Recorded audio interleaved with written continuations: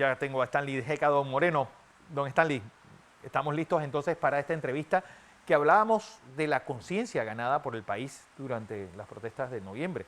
Pero esa conciencia realmente la estamos viendo en calles sucias, en ríos contaminados, en pues, destrucción de la flora y la fauna en pos de la construcción. Bienvenido como siempre. Stanley, buenos días. A ver, estoy con Stanley G. Cadón conversando con el que activa el audio, Stanley, para seguir con la entrevista que estamos realizando, porque pues, los que vimos el debate no quedamos claros que estén conscientes y sepan claramente los candidatos qué es el desarrollo sostenible. Stanley, buenos días. Buenos días, ¿me escuchas? Ahora sí, alto y claro. Gracias. Bueno, del debate, Fernando, me llamó la atención comparándolo con otros debates de otras campañas presidenciales, que el tema ambiental ha ido subiendo en importancia y casi todos los, bueno, todos los candidatos, precandidatos, hablaron del tema ambiental como algo que va a estar en su agenda, quizás no estén unos más claros que otros. Eh, Se resaltó, digamos, la importancia que tiene, sobre todo en esta época tenemos una terrible corriente del Niño, con una sequía devastadora, impacto sobre el canal. Salió a relucir el tema de la cuenca del canal de Panamá. Eso es un logro. Antes se hablaba nada más del canal, el número de barcos y cuánto iba a generar, pero ahora nos damos cuenta que el río Chagres y el Pequení y el Boquerón son absolutamente vitales, pues son de donde viene el agua para el canal, vendrá en el futuro y sobre todo el agua para casi el 80% de la población urbana de la República de Panamá, Eh, amén de donde está ubicado el grueso de la industria. Y esos turistas que vendrán, que mencionaba José el señor Ramón. Icaza, que se quiere estimular el turismo, y si no hay agua en la capital, Colón y sus ciudades satélites, ahí tendremos esa limitante. Así que creo que avanzamos, hemos avanzado mucho y gracias a los medios sociales, la juventud que se ha manifestado en las calles contra este proyecto devastador de la mina a Tajo Abierto, en la zona más lluviosa de Panamá, donde más agua tenemos, que es el Caribe. Entonces se ha venido destruyendo esos bosques de una manera brutal. Eh, pero bueno, creo que quedan todavía temas en la agenda y tenemos que extendernos más allá de la cuenca del río Chagres, el Pequení y el Boquerón, que es el resto del país. ¿Qué vamos a hacer con las otras cuencas hidrográficas? Cada provincia tiene su cuenca hidrográfica clave, sus problemas de basura, sus problemas de la calidad y cantidad de sus aguas para las capitales provinciales que están creciendo. Así que eso es lo que nos queda por delante y eh, cada provincia tiene que lidiar y, y ver cómo un país tan altamente centralizado, Sí. porque vemos a Panamá con una especie, un infante hidrocefálico, una Sí. cabezota enorme que es Ciudad de Panamá, con un cuerpecito todo delgadito que casi no puede sostener esa cabezota. Entonces, ¿cómo hacemos que el cuerpo crezca más sanamente? ¿Qué va a pasar con las ciudades capitales de provincia que requieren que sus ríos estén en buenas condiciones, con buen volumen de agua y calidad de esas aguas?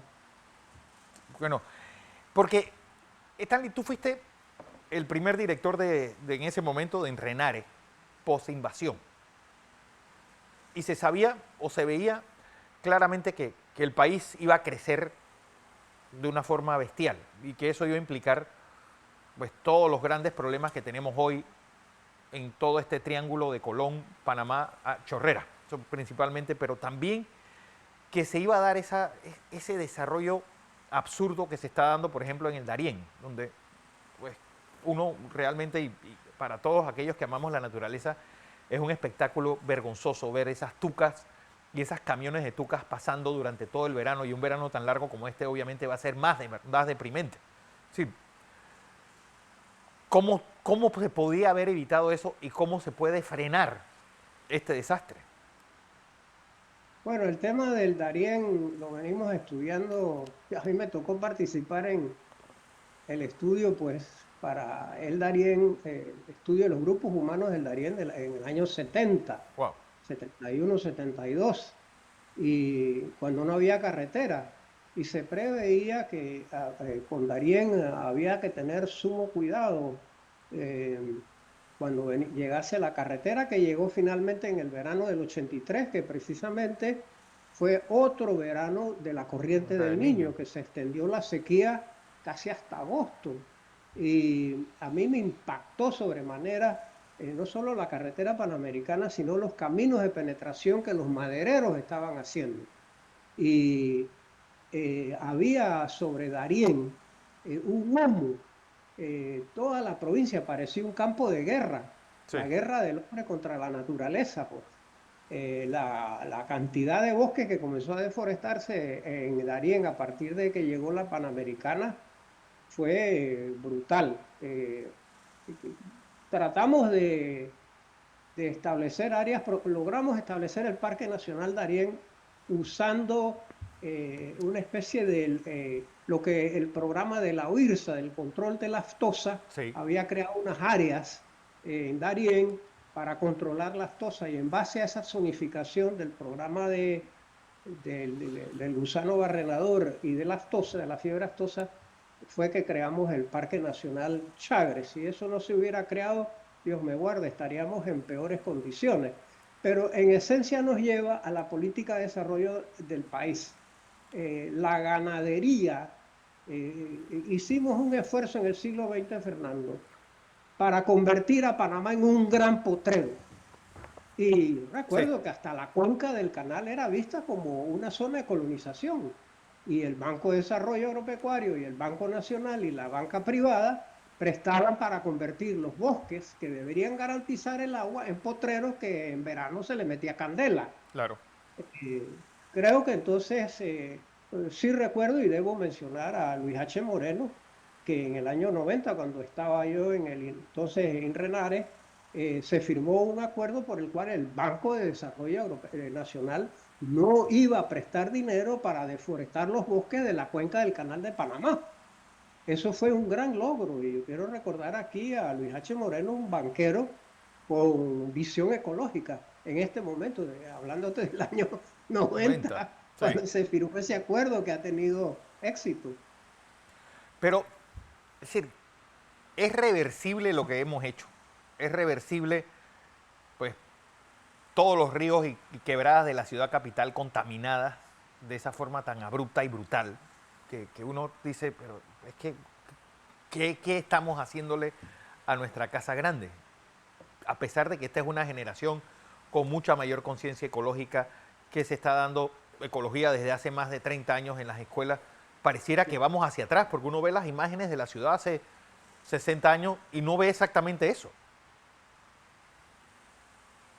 Sí, yo creo que volviendo al tema del agua, eh, el tema de cómo vamos a salvar, restaurar los ríos de Ciudad de Panamá, que son vitales para la calidad de vida de Panamá Colón. El Curundú, el Matasnillo, el Juan Díaz. Estos son ríos que cuando vemos lo que escribían los naturalistas que estudiaron la diversidad ecológica de Panamá, caramba, describían el río Curundú como un paraíso, Sí, unos bosques espectaculares, orquídeas, el agua cristalina. La gente, es más, el agua para el barrio de San Felipe del río Curundú, donde iban la gente con carretas y unos tanques de madera, barriles de madera para llenar agua del río Curundú, donde estaba el puente este colonial del Camino de Cruces que dejamos perder y se cayó, y se cayó. y esa agua se llevaba al barrio de San Felipe, tan clara era esa agua. Entonces, si así eran estos ríos antes, hermosos, con aguas cristalinas, hasta en verano, a eso debemos aspirar. ¿Y cómo puede hacerse? Bueno, hay ciudades en diversas partes del mundo que emprendieron hace décadas el rescate de sus ríos. Pero bueno, nosotros en ese sentido todavía es una tarea pendiente. ¿Cómo vamos a rescatar estos ríos? Y comenzando con esta cosa de echar el agua, todas las aguas servidas a los ríos de la ciudad. Sí. Eh, bueno, creo que lo he mencionado en conversas contigo. Los invito a que vayan a la Universidad Tecnológica, en cuyo hermoso bosque que ellos han dejado, allí nace el río Curundú. Sí. Y es un agua clara, hermosa. Allá hay un sendero natural. Vean eso. Y entonces, pero aguas abajo, desde donde comienza la barriada esta industrial, que creo que se llama... Los Ángeles. es ¿ah? De Los Ángeles.